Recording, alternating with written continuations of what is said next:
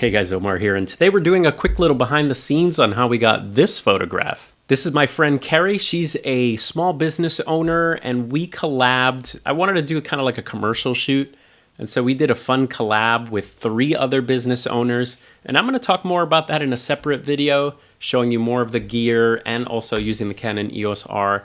But here I thought we'd talk about just one photograph that we did of Carrie.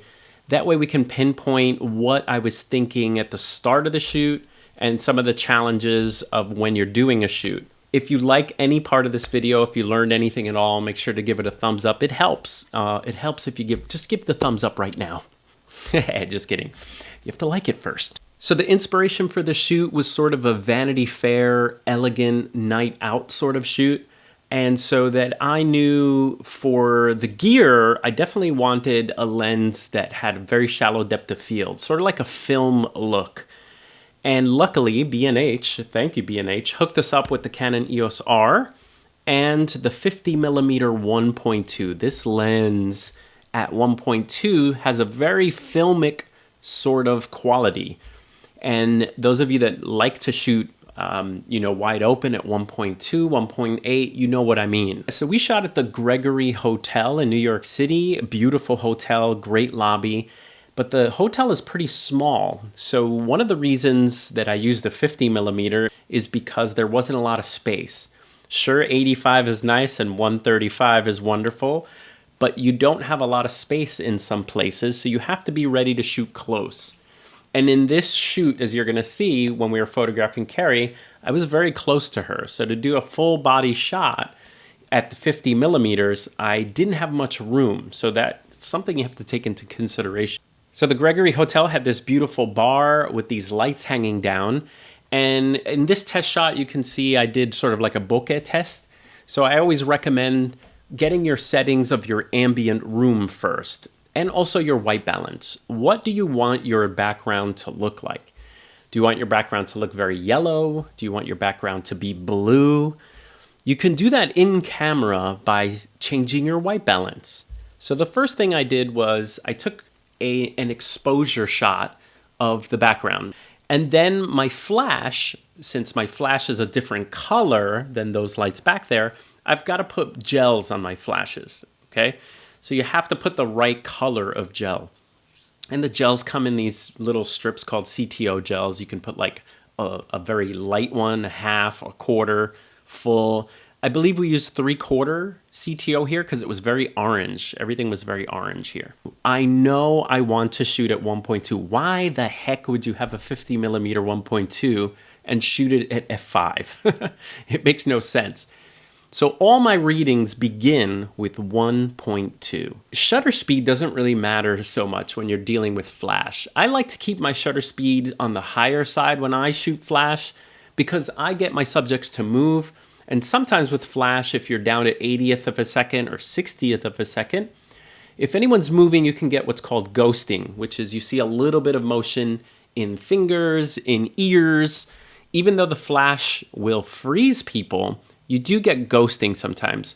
So as a default, I'm always at 1/100th or 1/160th. Okay, that's just me. And if the person's not moving at all, you can bring your shutter speed all the way down to 1/30th, 1/15th if you need some more of the room to come in. But I personally don't do that.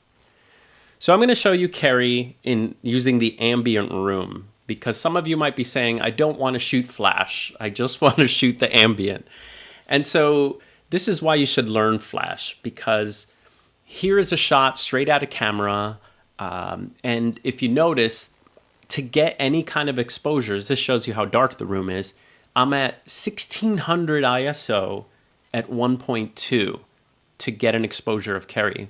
Now you can edit this in camera, as you can see here. So I could bring out the exposure. And so yes, you could shoot without flash if you wanted to. Here's another shot of Carrie. And what you end up doing is just putting everything in black and white so it looks nice. Okay, so let me show you what it looks like with flash. So this is what eventually we're gonna do. This was one of the first test shots where, you should do that, by the way. You should always have your exposure and your lighting down before you start working. That way you can interact with your subject, you can look for compositions instead of fumbling with lighting and for settings. Okay, so here's one of my assistants that came out from YouTube. I had 2 volunteers that came out. Thank you.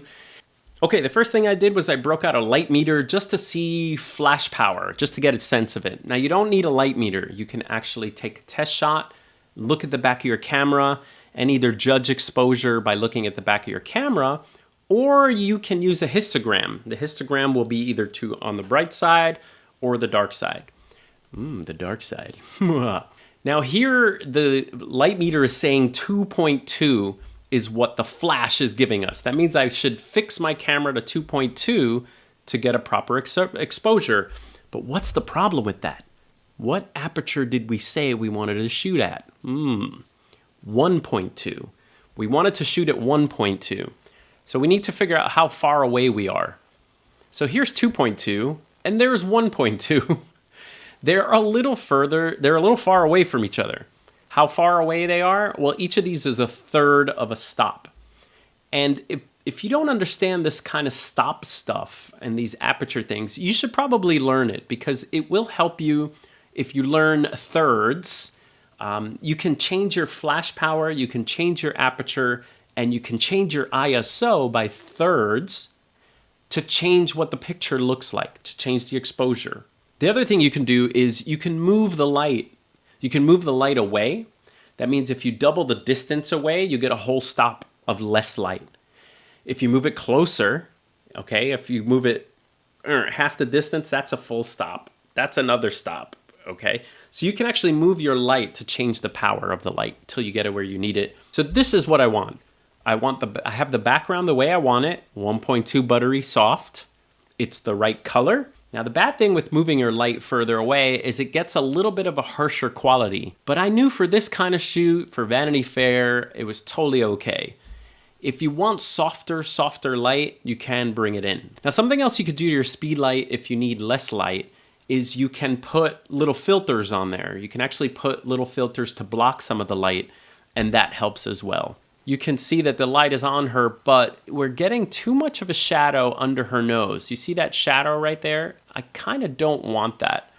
So the way we got our final shot was we had her turn her head slightly, and that way we lost that little shadow. Do you see the little shadow there that's being cast from our light?